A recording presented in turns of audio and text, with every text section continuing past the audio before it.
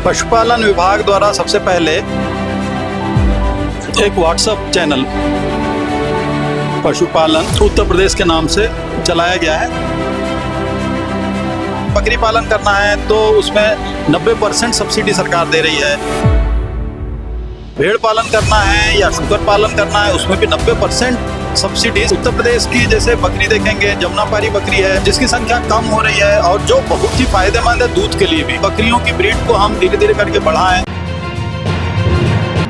उत्तर प्रदेश सरकार पशुपालकों के साथ है और हर स्तर पर तमाम योजनाओं को लाकर उन तक लाभ पहुंचाने का प्रयास कर रही है। हमारे साथ अपर मुख्य सचिव मुकेश मेश्राम जी हैं, हम उनसे बात करेंगे।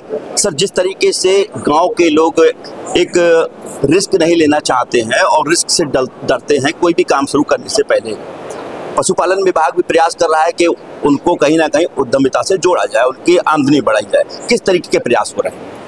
देखिए, पशुपालन विभाग द्वारा सबसे पहले एक व्हाट्सएप चैनल पशुपालन उत्तर प्रदेश के नाम से चलाया गया है, जिसमें अभी लगभग 15,000 से ज़्यादा लोग जुड़ भी चुके हैं, फॉलो कर रहे हैं। उसमें सारी योजनाएं हम लोग डाल देते हैं, बहुत सारे सक्सेस स्टोरीज, वीडियोस, इंफॉर्मेशन पूरा भर रहे हैं। इसके अलावा हम क्या कर रहे हैं, अभी जैसे विकास खंडों में मेले लगे थे, विकास मेले, उसमें भी हम लोगों ने अपनी जितना लिटरेचर है वो पहुँचाया और हमारी बड़ी अच्छी योजना है। जैसे अगर बकरी पालन करना है तो उसमें 90% सब्सिडी सरकार दे रही है। भेड़ पालन करना है या शुगर पालन करना है उसमें भी 90% सब्सिडी सरकार की ओर से दी जा रही है। इसका फायदा उठाएं लोग। और गरीब लोग अगर आगे आते हैं तो बहुत बड़े जगह की जरूरत नहीं पड़ती, बहुत बड़े भूमि की जरूरत नहीं पड़ती है और उसमें आसानी से वो इसके ऊपर काम कर सकते हैं। तो ये पशुपालन को कैसे बढ़ावा दें, इसके लिए हमने ये कॉन्क्लेव ऑर्गेनाइज किया है लखनऊ में।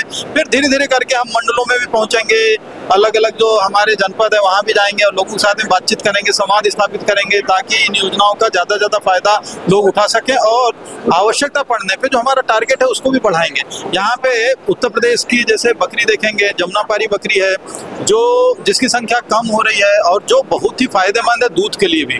वो 2 से 6 लीटर तक के दूध दे देती है। उसके दूध का घी बहुत ही फायदेमंद होता है, आयुर्वेदिक और मेडिसिनल प्रॉपर्टीज उसकी होती है, उपयोग होता है। उसके दूध सुपाच्य माना जाता है। उसका पाउडर भी जो है विदेशों में उपयोग होता है। बहुत सारी बकरियां हैं, उनका दूध के बने हुए साबुन मार्केट में बहुत पॉपुलर हैं और जर्मनी तक जो है हमारे यहाँ सोनभद्र से महिला स्वयं समूह ने उस साबुन की बिक्री की है। धीरे धीरे करके इसकी मार्केटिंग करने की जरूरत है कि कैसे हम ये करें। कुछ और ब्रीड है, जैसे हमारे यहाँ पे बर्बरी है, बुंदेलखंडी है, सोनपरी है, सोनभद्र एरिया की। इन बकरियों की ब्रीड को हम धीरे धीरे करके बढ़ाएं। बाहर की भी बहुत सारी ब्रीड है, चाहे वो जखराना हो, सूरती हो, सोजत हो, बीटल हो, ब्लैक बंगाल हो। ये कुछ मीट के लिए होती है, कुछ जो है मिल्क के लिए होती है। उन सब को हम बढ़ाएं। तो इसके ऊपर कैसे देखभाल करें, कहाँ से ब्रीड लेके आएँ, कैसे इसका कृत्रिम गर्भाधान होता है, तो साइंटिफिक इंफॉर्मेशन देने के लिए यहाँ बकरी अनुसंधान संस्थान, जो देश का संस्थान, इकलौता संस्थान है, वो मथुरा में ही स्थापित अपने प्रदेश में, उनके डायरेक्टर को बुलाया है। जो भेड़ अनुसंधान संस्थान है अविका नगर जयपुर में, उनके डायरेक्टर भी यहाँ हैं। ये सब लोग इंटरेक्ट कर रहे हैं किसानों के साथ में, हमारे अधिकारी इंटरेक्ट कर रहे हैं। उद्यमी लोग जो हैं जो उनसे मिल्क खरीद करके आगे प्रोसेसिंग करेंगे, उनको भी हम लोगों ने आमंत्रित किया है। तो ये जो है 2 दिन का जो हमारा कॉन्क्लेव है, ये एक तरीके से ऐसा प्लेटफॉर्म है जिसमें किसान भी एक साथ जुड़ रहे हैं, पशुपालक, हमारे साइंटिस्ट, हमारे अधिकारी, हमारे दुआसी जो वेटरनरी यूनिवर्सिटी है वहाँ के प्रोफेसर्स और साथ ही साथ उद्यमी। तो इस वजह से इसमें भेड़ पालन की चर्चा पे बहुत हम लोगों का फोकस है कि भाई भेड़ पालेगा, उसका ऊन जो होता है, ऊन होता है। अभी ये मान करके कि भाई यहाँ की जो गर्म जगह की जो भेड़ का ऊन है वो फायदेमंद, लाभदायक नहीं, कई लोग फेंक देते हैं, छोड़ देते हैं। लेकिन अगर उसकी हम ब्लेंडिंग करें सही तरीके से, आपने देखा होगा कि उस ऊल को चाहे मल्चिंग के तौर पे यूज़ कर सकते हैं, वो बायोडिग्रेडेबल है। उस वूल का इस्तेमाल किया जा सकता है, जो कारपेट बनाने के लिए अगर थोड़ी ब्लेंडिंग कर दें तो उसका वूल का इस्तेमाल होता है ठंडे प्रदेशों में घरों को गर्म करने के लिए, और बहुत सारे और भी कामों में वो वूल आता है। तो उसके ऊपर भी काम करने की हमको ज़रूरत है। दूसरा शुकर है, जो पिग्स है, पिगरी लोगों ने बड़ी बड़ी खोली है। ये पिग्स को भी अगर हम लोग बढ़ाते हैं तो हमारे यहाँ बरेली में जो IVR आई है उन्होंने डेवलप किया है उत्तर प्रदेश के लिए जो लाभदायक ब्रीड हो सकती है, लैंड रेस को मिला करके लैंडली। तो ये जो ब्रीड है, उसके अलावा पहले से हमारे यहाँ वाइट यॉर्कशायर ब्रीड है, या जो हमारे यहाँ पर दूसरी ब्रीड्स हैं, उन सबको भी हम लोग लेकर के चल रहे हैं कि भाई कैसे इसको पॉपुलराइज किया जाए, ताकि जो है किसान इसका वो करे। क्योंकि नॉर्थ ईस्ट इंडिया में भारी मांग है जो पिग के मीट की, विदेशों में भी बहुत मांग है इसकी, और ये माना जाता है कि प्रोटीन का बहुत अच्छा सोर्स है।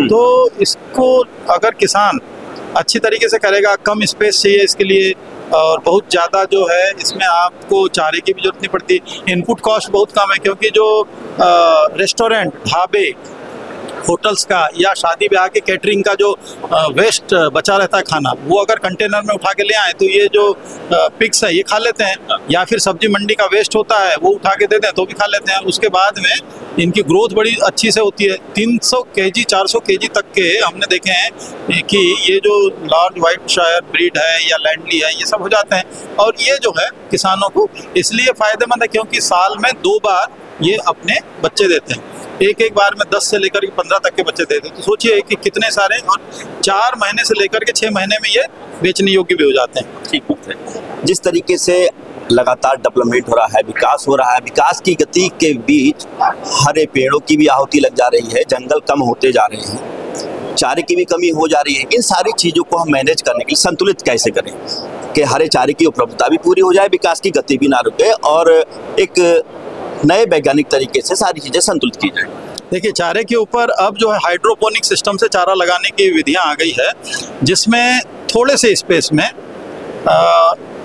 भाई आदमी खुद जो है मल्टी स्टोरेज में रहना चालू कर दिया। जमीन कम हुई तो एक के ऊपर एक रहने लगा, एक के ऊपर एक घर बनाने लगा। इसी तरीके से ये चारा भी उगाने की जो नई पद्धति है, इसमें एक के ऊपर एक के ऊपर एक के ऊपर 7 लेयर 8 लेयर तक के जो है चारा उगा सकते हैं, और ये पूरा अंकुरित होता है। सामान्य तौर पे क्या होता है कि जड़ों को काट के फेंक देते हैं, लेकिन ये हाइड्रोपोनिक सिस्टम में जड़े समेत पूरा का पूरा चारा जो है पशुओं को दिया जा सकता है।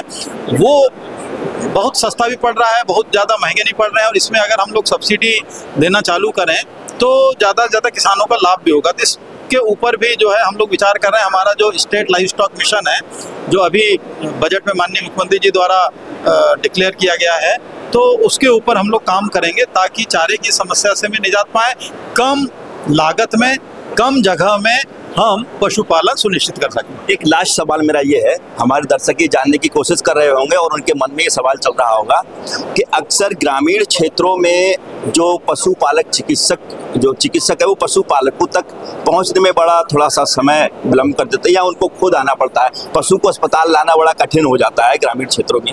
साथ ही साथ जो सरकारी योजनाएं यहाँ से जो बन रही हैं, उन तक सीधा लाभ पहुँचाने के लिए किस तरीके की कोशिश है? 2 काम किए जा रहे हैं। पहला तो ये हो रहा है कि जितने भी हमारे पशु चिकित्सालय हैं उनको अपग्रेड करके मॉडर्न करने के लिए जो है हम लोग प्रयासरत हैं। और ये पहले तो केवल 2 कमरे के छोटे मोटे होते थे, लेकिन अब आपको जो है अच्छे वो मिलेंगे। डिपार्टमेंट की रिस्ट्रक्चरिंग की जा रही है, और साथ ही साथ हम लोग जो है युवा बहुत सारे वेटरनरियंस हैं, उनको भी हम लोग एंगेज करेंगे। और पूरे प्रदेश में नए पैरावेट के कॉलेजेस भी हम सेंक्शन कर रहे हैं। 20 से अधिक कॉलेज ऐसे हम सेंक्शन कर चुके हैं, जहां पे जो है डिप्लोमा के कोर्सेज चलाए जाएंगे, सर्टिफिकेट कोर्स चलाए जाएंगे, और ऐसे पैरा वेटरनरियन को भी हम लोग जो है प्रदेश में ज़्यादा से ज़्यादा उपलब्धता सुनिश्चित करा देंगे। इनको हम मैत्री के तौर पर इंगेज करेंगे। साथ ही साथ जो पशु चिकित्सक हैं, अगर वो नहीं जा पाते हैं, यद्यपि हमारे यहाँ पे अब रिक्रूटमेंट चालू हुआ है और 3 अक्टूबर को उसकी एग्ज़ाम भी है, यूपीपीएससी के द्वारा कंडक्ट की जाएगी, तो काफ़ी संख्या में हमको पशु चिकित्सक भी प्राप्त हो जाएंगे। लेकिन जब 750 के लगभग, लेकिन जब तक ये नहीं होते तब तक के हम जो है संविदा पर लेंगे। दूसरा काम हम ये करने जा रहे हैं कि हमारे यहाँ पर घर बैठे कैसे हम इलाज सुनिश्चित कराएं, इसके लिए 520 जो एम्बुलेंस है 1962 नंबर पे अगर कोई कॉल करता है तो उनके घर बैठे इलाज देने के लिए पहुंच जाएगी। और ये पूरे प्रदेश में अलग अलग ब्लॉक्स में पूरे जगह पर कार्यरत हैं। इसके अलावा हम दीनदयाल उपाध्याय पशु मेले भी ऑर्गेनाइज कर रहे हैं, जहाँ पर वैक्सीनेशन और साथ ही साथ इलाज की सुविधा भी होती है। दवाइयाँ फ्री में मिलेगी, चिकित्सक आपको वहाँ पे उपलब्ध होगा, और बाकी जानकारी भी जो योजनाओं की है वो दी जा सकेगी। ठीक है, तो आपने सुना, हमारे साथ अपर मुख्य सचिव मुकेश मेश्राम जी थे, जिन्होंने पूरी जानकारी दी है। किसी भी पशुपालक को, किसी भी किसान को इस सरकार में कोई समस्या नहीं होगी। जहां एक तरफ जो वरिष्ठ चिकित्सक हैं वो पशुपालक तक उनके पशु का उपचार करने पहुंचेंगे। वहीं दूसरी ओर एम्बुलेंस सुविधा रहेगी, उस पर भी कॉल करके तमाम जो पशुपालक हैं अपने पशुओं का उपचार करा सकते हैं। इसी के साथ साथ और भी बहुत सी चीजें हैं जो अब अपग्रेड हो रही हैं, जिससे सीधा लाभ हमारे किसान और पशुपालकों को देखने को मिलेगा। कैमरामैन साकेत उमराव के साथ सत्येंद्र शर्मा, दैनिक भास्कर, लखनऊ। राजनीति हो या क्रिकेट, देश विदेश की ब्रेकिंग हो या आपके मोहल्ले की बड़ी खबर, सब मिलेगा एक ही ऐप में, सबसे तेज और भरोसेमंद। अभी डाउनलोड करें दैनिक भास्कर डिजिटल।